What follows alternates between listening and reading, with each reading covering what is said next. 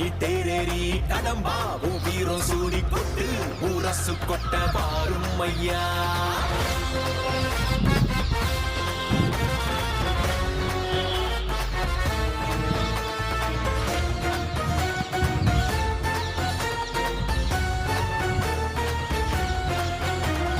தமிழ் சங்கமே முதல் சங்கமா அண்டமெல்லாம் அறிய வச்சு வேலும் மயிலுன்னு கொடியெடுத்து உலக ஆள வந்த தமிழ் வீரனே.